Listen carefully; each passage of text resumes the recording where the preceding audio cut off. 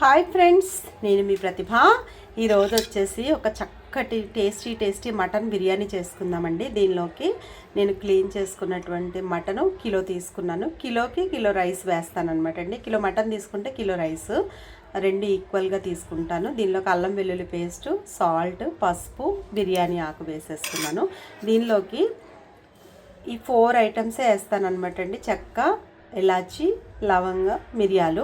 ఇవి ఈ విధంగా వేస్తే ఏంటంటే మనం తినేటప్పుడు పంటికి తగులుతాయి కదా, అది పిల్లలు ఇష్టపడరు అనమాట అండి. దాని గురించి నేను ఏం చేస్తానంటే ఈ విధంగా రఫ్గా పౌడర్ చేసుకుంటాను.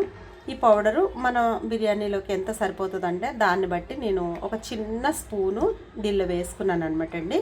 కొంచెం ఒక చిన్న టీ గ్లాస్ వాటర్ పోసుకొని ఒక 6 విజిల్స్ రానిద్దాము.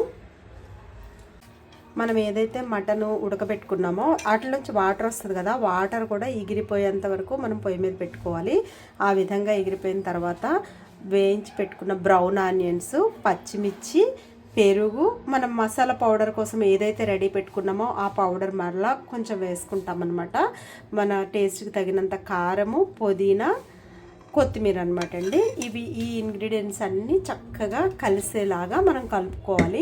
మనము ఆనియన్స్ ఫ్రై చేసుకున్న ఆయిల్ ఉంటుంది కదా, అది దీనికి కూడా కొంచెం వేసేసుకుందాము. దీనికి ఈ నూనె వేయాలన్నమాట అండి. మనం ఆనియన్స్ వేసిన నూనె కాకుండా వేరేది మనం వేసామనుకోండి పచ్చివాసన వస్తుంది. ఈ ఆనియన్స్ వేగుతాయి కాబట్టి ఈ నూనె చాలా టేస్ట్గా ఉంటుంది అనమాట. చక్కగా ఇప్పుడు ఇవన్నీ కలిసిపోయేలాగా ఈ మటన్ని మనం చక్కగా మొత్తం అన్ని పీసెస్కి మనం వేసిన మసాలా పట్టుకునేలాగా చక్కగా ఫ్రై చేసేసి పక్కన పెట్టేసుకుందాము. సారీ అండి, నేను ఫ్రై చేసి అని అన్నాను కాదు. ఈ విధంగా చక్కగా కలిపేసుకొని దీన్ని ఈ విధంగా పక్కకు ఉంచేసుకుందాం. దీనిలో సాల్ట్ సరిపోకపోయినా మనం కలుపుకోవచ్చు, చూసుకోవాలి సాల్ట్. మనం రైస్ ఉడకబెట్టుకోవడానికి వాటర్ తీసుకున్నాండి. వాటర్ ఈ విధంగా మరుగుతున్నాయి. దీనిలో సాల్ట్, పుదీనా, కొత్తిమీర, మసాలా కోసం మనం పౌడర్ తయారు చేసుకున్నాం కదా, అది కూడా ఇందులో వేసానండి. ఒక 2 నిమ్మకాయలు జ్యూస్ ఇందులో వేసాను.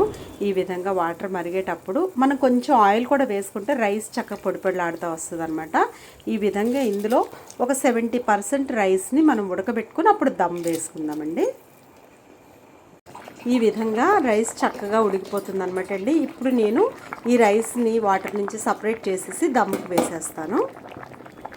ఈ విధంగా హాఫ్ రైస్ మనం తీసేసుకున్న తర్వాత మనం మటన్ దమ్ చేసుకోవడానికి ఇప్పుడు ఏదైతే కర్రీ మనం రెడీ పెట్టేసుకున్నామో దాన్ని ఈ విధంగా మధ్యలో పెట్టేసుకొని మళ్ళీ రైస్ పైన వేసేసుకుందామండి. ఈ విధంగా చక్కగా దమ్కి వేసేసారండి. తర్వాత పైన బ్రౌన్ ఆనియన్స్, కొత్తిమీర, పుదీనా వేసి మనం ఇప్పుడు చక్కగా మంచి నెయ్యి వేస్తే అసలు బిర్యానీ ఫ్లేవర్ చాలా చాలా బాగుంటుంది అనమాట అండి.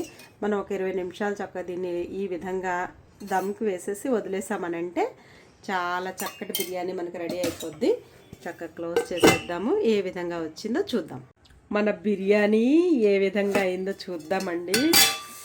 వావ్, చాలా చాలా మంచి వాసన వస్తుంది. మనం ఈ విధంగా సన్నగా ఇలా ఉన్నది ఏమన్నా మనం చూసామనుకోండి, అడుగున కొంచెం ఇట్లా రఫ్గా తగిలింది అంటే దమ్ బిర్యానీ అయిపోయినట్టే. చాలా చాలా టేస్ట్గా అబ్బబ్బబ్బబ్బా మంచి వాసన వస్తుందండి. మా దమ్ బిర్యానీ అయితే రెడీ అయిపోయింది. దీనిలోకి చక్కగా రైతా రెడీ చేసేసుకున్నాము.